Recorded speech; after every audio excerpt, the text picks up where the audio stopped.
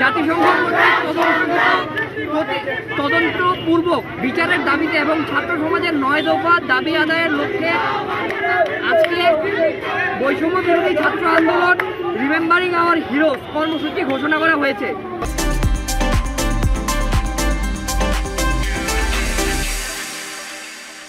গত জুলাই মাসব্যাপী আমাদের সারা দেশে বৈষম্য বিরোধী ছাত্র আন্দোলনের কর্মসূচি চলছে।